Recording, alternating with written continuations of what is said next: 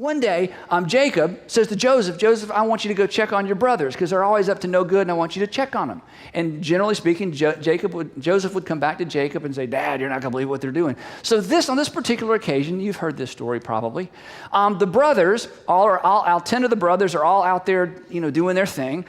Joseph goes to where they're supposed to be. They're not there. He finds out where they are and he goes to where they actually are and they see him coming and they're like, here comes that dreamer.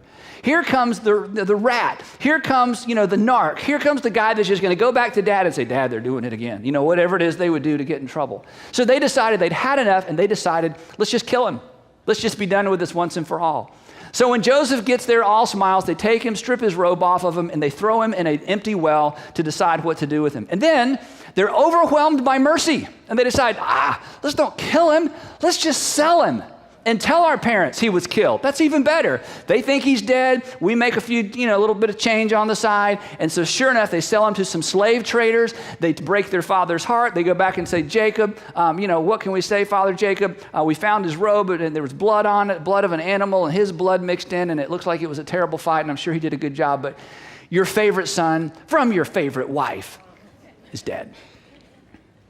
And they sell their brother into slavery, and he's on his way to Egypt. Now, when you read Bible stories, when we hear ancient stories, we all tend to romanticize them because we can't smell it, we can't see it, we can't even comprehend it.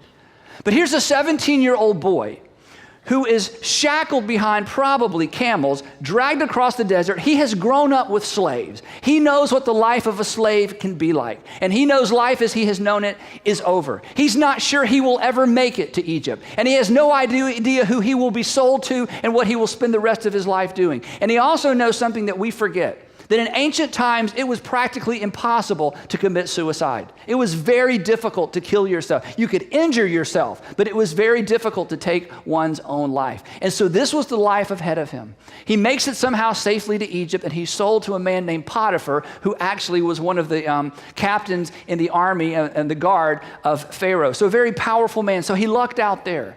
And when he went into Potiphar's house, we discover something interesting about Joseph. That Joseph decided to live his life as if God was with him when it seemed like God had abandoned him. At every turn, we find Joseph doing the right thing, even though right things never happen. He continues to live as one that God is with, even though fate seems to take him in the strangest places. And he began to gain favor in the eyes of his master Potiphar, but he also attracted attention from Potiphar's wife. And Potiphar's wife came to Joseph and said, I would like you to be my boy. I want you to be my guy. And Joseph said, no, I can't do that. It would dishonor my master, your husband. He says, it's kind of funny. It would dishonor my master, your husband. You're married. Hello. And it would also dishonor, now get this, my God. To which we would say, time out, Joseph. Which God is that? The God that allowed your brothers to sell you instead of killing you? The brothers that stole your life from you? The God who had watched that whole scene and did nothing to protect you? And Joseph decided to do the right thing. And so Potiphar's wife frames him and claims that this Hebrew boy that they brought into their family tried to rape her, and they had no choice but to listen to her accusation. And then the slave is thrown in the dungeon. Now, it's bad to be in the dungeon. It's bad to be a slave. It's really, really bad to be a slave in the dungeon because you're not waiting for a court date. You're not waiting for a court-appointed attorney to show up at your cell. You're just waiting forever. And yet, Joseph continues to live like a man that God was with, even as though it seemed like God had abandoned him. He continued to do the right thing, even though the right things never seemed to happen in his favor. And then we run into this very strange verse in the book of Genesis that summarizes this stage of Joseph's life. And here's what it says. It says, the Lord was with him, Joseph, which is good. That's good. He showed him kindness. That's good. And he granted him favor. That's good. In the eyes of the prison warden. Now look, if God is with you, you do not have a personal relationship with the prison warden. If God is with you, you don't really care what the prison warden thinks because you don't want to know the prison warden. And there's sort of there's this tension of, the good news is, Joseph, I'm with you. Yeah, but we're in the prison. I don't want to have favor with the prison warden. That means every once in a while he throws me another half a loaf of bread. Big deal. This isn't evidence that God is with me. This isn't evidence that I've been favored by God, that God is being kind. And yet Joseph continues to do what anyone would do who believed God was with him, even though it seemed that God had abandoned him. Where did that come from? Where did he get that kind of faith? Well, time goes on, and eventually Pharaoh gets mad at a couple of his posse, and he throws them in this dungeon as well, and they meet Joseph. And Joseph interprets their dream. And one of the dreams is by the cupbearer, and he says to the cupbearer, to Pharaoh, he says, look, you're going to be restored to Pharaoh. This is what your dream means. And the guy says, that's amazing. He says, now look, when you're restored, do me a favor. Would you tell somebody I'm here? Nobody knows I'm here. I've been here for years. I'm going to die in this dungeon. First of all, my brothers betrayed me. I don't even need to be here. You can tell by my accent. I am not from here, okay? Secondly, then, Potiphar's wife accuses me. I do not need to be here. So when you get out, and the cupbearer says, look, if what you have predicted comes true, of course I'm going to tell somebody. And sure enough, what he predicted came true. The cupbearer was restored to Pharaoh's service, and Genesis tells us that he forgot all about Joseph. And for 2 more years, every day he wakes up to the same thing over and over and over. And his only consolation is, the warden likes me, the warden likes me, the warden likes me. 2 years later, Pharaoh has a dream. And nobody can interpret the dream. And Pharaoh knows this is an important dream that needs an interpretation. And suddenly the cupbearer comes to his senses and it's like, oh yeah. And he says, sir, pardon me, but you remember a couple years ago we had that thing. Let's not go into that. Anyway, I ended up in the dungeon, which I deserve. But while I was there, I met a boy. And I had a dream, and this boy predicted that I would be restored to your service. And sure enough, here I am. Perhaps he can interpret your dream, oh great one. Next thing you know, they're down in the dungeon trying to, go through the roster. Is there a Hebrew boy named Joseph here? And Joseph raises his hand. He has no idea what's going to happen. They bring him out. They shower him. They shave him. They cut his hair. They pierce his ear. They probably give him a couple tattoos. By the time it's over with, he looks like he actually belongs in that culture. And they bring him in to the palace. And they bring him into the throne room. And he is before the most powerful man in all the world, the Pharaoh. And the Pharaoh says from his giant throne, he says, young man, I've heard that the gods are with you and that you can interpret dreams. And then Joseph says the dumbest thing imaginable. He says, no, he says, I can't. But my God may be able to give Pharaoh an interpretation of his dream. And everyone in the courtroom gasped that he would talk to a man who was viewed as a god in such a way. And Joseph's words communicated, there is one great God, Pharaoh, to whom you are accountable. And the palace guards reach for their swords. And Pharaoh stops him. He says, I need to know the interpretation of this dream. And he tells him the dream. And Joseph says, it's easy. Well, he didn't say it's easy. He said, got it. He says, here's what your dream means. For the next 7 years, Egypt is going to have such a bountiful harvest, you're not going to know what to do with all the grain that you produce. The following 7 years, there's going to be a famine, and it's going to destroy and perhaps wreck the economy of this great nation and the entire surrounding area. So you're going to have 7 years of plenty, and then you're going to have 7 years of famine. And then Joseph does the unthinkable. He doesn't stop with the interpretation. He begins to give Pharaoh advice. Now, I realize I'm not from here. I realize you just brought me out of prison. You can probably still smell jail, but let me give you some advice. Oh, great Pharaoh, here's what you need to do. You need to find a really, really strong administrator. You need to put him in charge of a project. You need to build grain silos in every single major city in the nation, and you need to tax the people 20% of all their grain. Just take it as a government, put it in the grain silos, and save it for 7 years. And then what's going to happen, your people are going to run out of grain, and then you, Pharaoh, are going to be able to sell the grain back to the people. It's going to make you incredibly, incredibly wealthy. Eventually, people from the surrounding areas are going to find out you're the only guy with grain in town. You are going to be so wealthy by the time this thing is over, it's going to be unbelievable. But you got to find somebody really sharp. They got to wake up every single day thinking about this project because you only got 7 years. And all the scribes going, this is a great idea. Pharaoh says, what do y'all think about that? No, that's a great idea. Pharaoh says to Joseph, put you in charge. And everybody in the courtroom gasped, wait a minute. We've known this guy all of 15 minutes. He's not even from here. Pharaoh says, can we find a greater, wiser man in all of my kingdom? And on that day, Joseph becomes the prime minister of Egypt, the second in command. So he goes to work. And he does his job. And sure enough, there's so much grain. The crops are so bountiful in that area. They can't even eat it all. They can barely save it all. And he goes all around the countryside building these silos and filling them full of grain. Then on January the 1st, the beginning of the 8th year, it all comes to an end. Nobody can grow anything. And the people begin to starve. And Joseph, who's in charge of saving all of this grain, he begins to distribute grain to the people of Egypt. And finally, word gets outside of Egypt that there is food in Egypt. And people from all over the region begin to pour into Egypt to buy grain from the Egyptians. And 2 years into the famine, the family of Joseph has run out of food. And they have no choice but to go to Egypt to buy food. You should read your Bible. Now, here's what happens, okay? So Israel, Jacob's sons, remember Jacob is Joseph's father. By this time, God has changed his name to Israel. That's where Israel came from. Interesting Bible fact. So Jacob's sons were among those who went to buy grain, for there was famine in the land of Canaan. Now Joseph was the governor of the land, the person who sold grain to all its people. So when Joseph's brothers arrived, they bowed down to him with their faces to the ground. And as soon as Joseph saw his brothers, he recognized them. Now he's 39 years old. It's been 22 years since he last saw his brothers.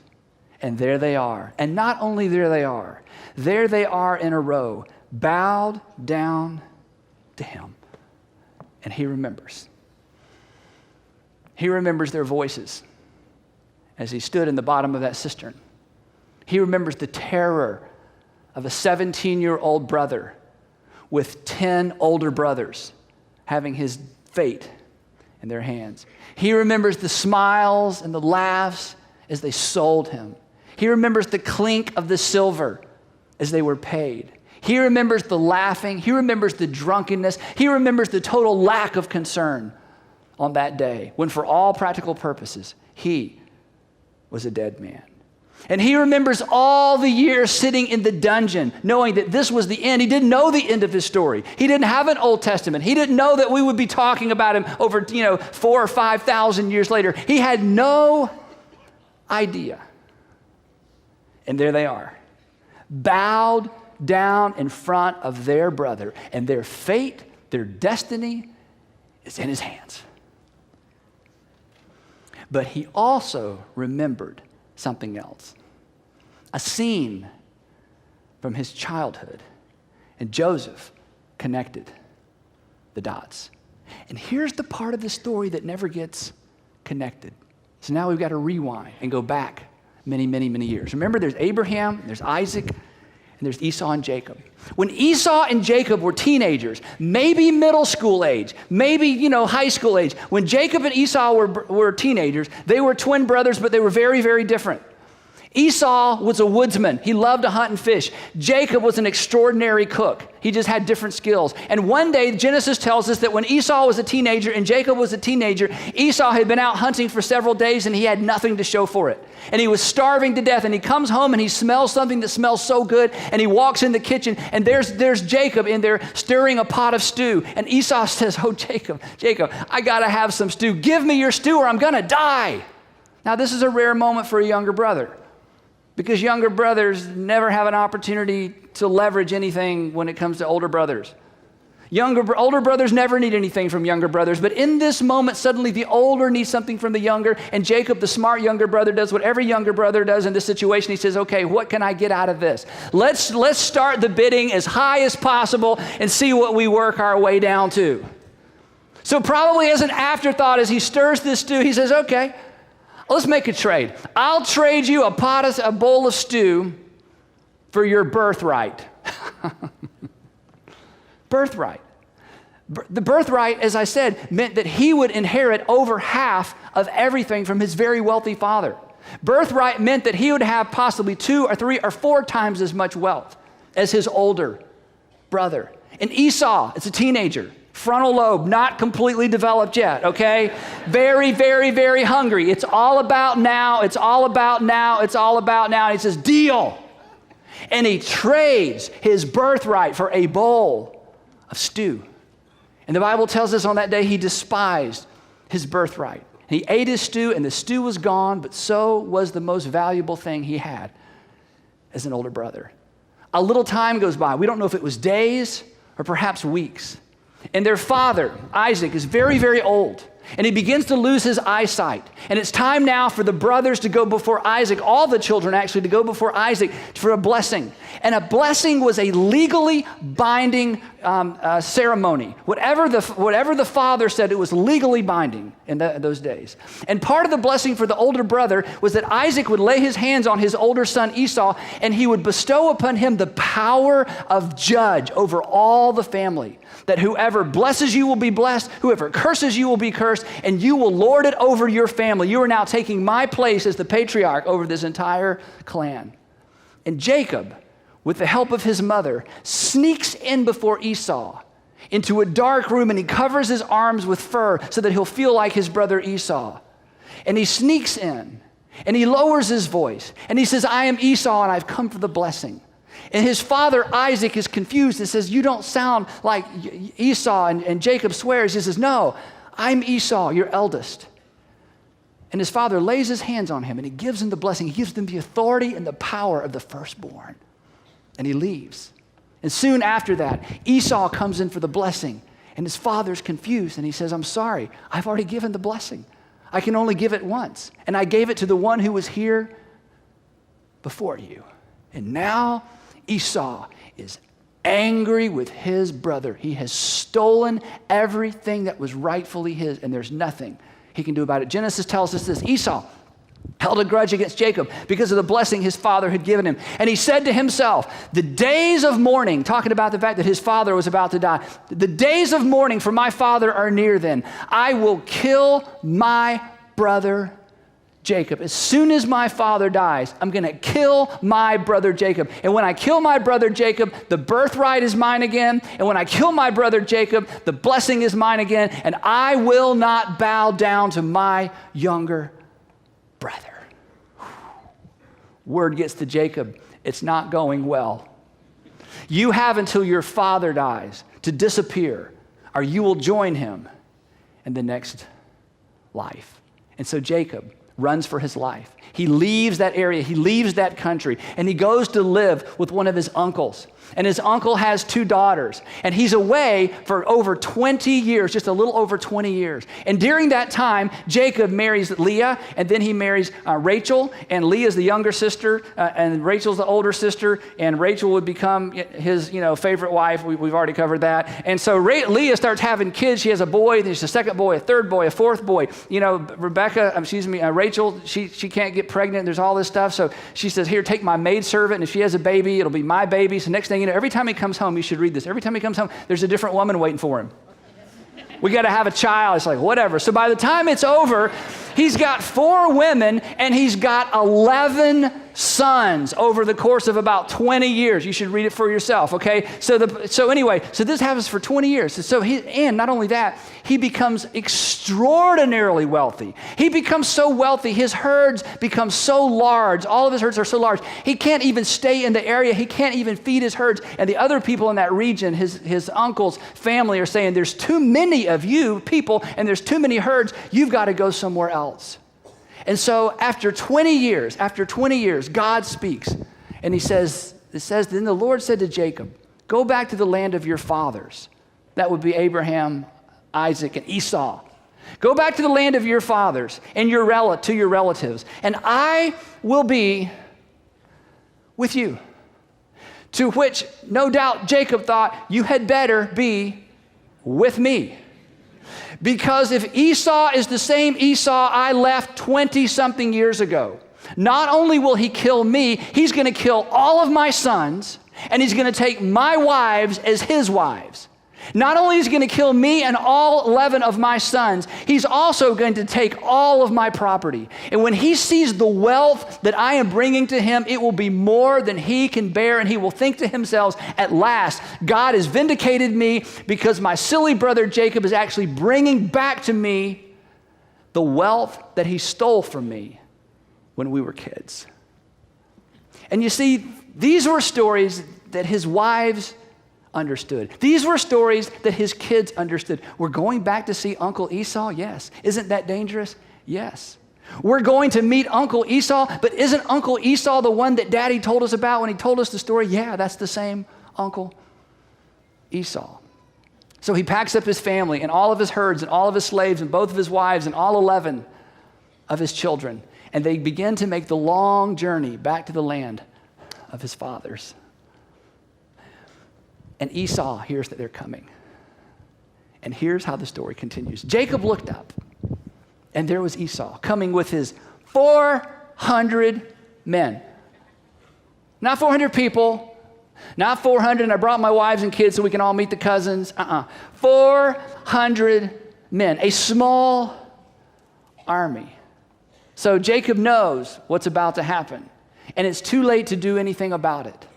So he divided the children among Leah, that's his first wife, Rachel's younger sister, and Rachel, have I mentioned, his favorite wife, and the 2 female servants that these 2 women threw at him to keep having children. So he divided up between them, and he put the female servant and their children in front, Leah, second favorite wife, and her children next.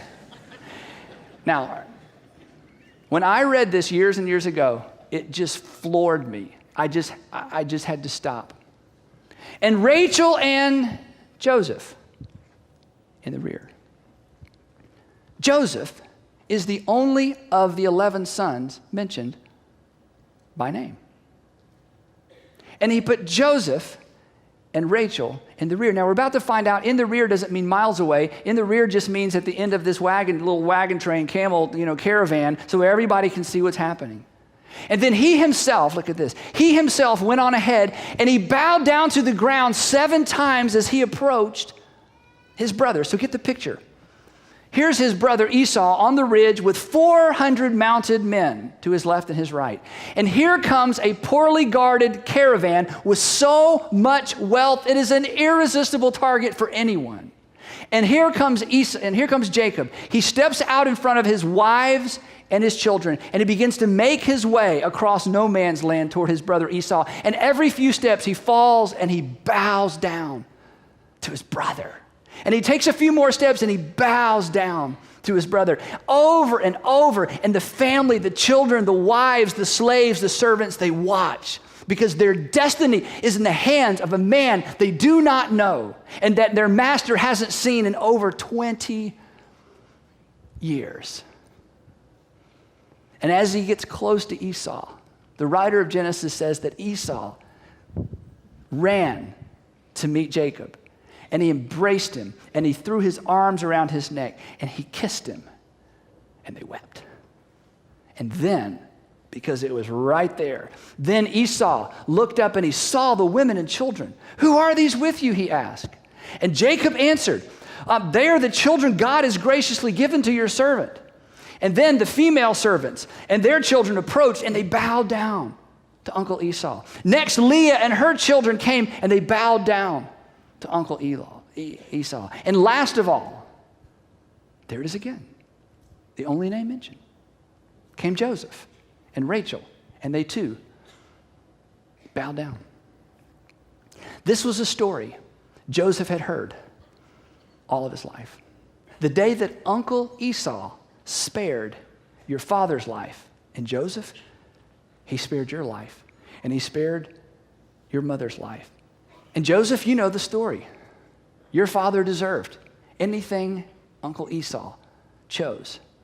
But on that day, there was a reconciliation that no one expected, that no one deserved. And Joseph, it's why you're alive today. And now, 30-something years later, there stands Joseph with his own brothers, arrayed before him with their face to the ground. and he's got the power of life and death in his hands. And he chooses to do for them what he saw his uncle do for him. And he chooses in a moment of crisis, and he chooses in a moment of extraordinary emotion, extraordinarily conflicting emotions. He chooses to do what he saw done for him. He chooses to do what the story he grew up hearing was all about. And he extended mercy to brothers who deserved no mercy. The story continues. You should read it for yourself. Eventually, he lets them know, I may walk like an Egyptian and I may talk like an Egyptian, but I'm a Hebrew and I'm your brother, baby. And they looked up and, oh my gosh, through all that makeup and through all the garb, they saw, it is our 17-year-old brother. And they were scared to death. And there's a part of the story is that Joseph gathers them in his arms and they all weep together. And he says, you may have intended this for evil, but God has intended this for good. And he restored the relationship, and he provided for his family. And even after his father died, when they assumed he would extract his revenge, he said, no, this is for your good. This is the thing my God would have me do. And the moral of the story is this. What your children and what your grandchildren and what your nieces and what your nephews see you do will lay the groundwork for what they do in times of crisis. They will forget just about everything we say. They will never forget who we are, what we are, and they will never forget what we did when doing the right thing was difficult, when staying was difficult, when running away would have been the easier thing, when not paying our debts would have been the easier thing, when mishandling our money would be the easier thing to do. They won't remember what we say, but they will remember who we are, and they will remember what we do. So dad, think about it, dads, grandfathers. What if what you do is the thing that your son, your sons, your grandsons take their cue from? What if the thing that you do, what if it's you that they look to as their pattern? What dads, what if you are the role model for how they treat your future daughter-in-law or daughters-in-law? What if you're the model for how they raise your grandchildren? What if you're the model for how they deal with really extraordinary temptation? What if you're the model for how they respond to crisis in life? What if they take their cue from you? Odds are, they will. Mom, what if your daughters decide to take their cue from you about how they treat, talk to, and respond to your future son-in-law or sons-in-law? What if they take their cue from you in terms of how they raise your grandchildren? What if they take their cue from you from how you view money, your worldview, how you respond to the call of God, how you respond to the whole issue of spirituality? What if they take their cue? What if you are now determining what your future family, the next generation, does? Chances are you are. And most of us won't be around to see the full implications of our decisions. But rest assured, decisions will be made with the imprint of your life in mind.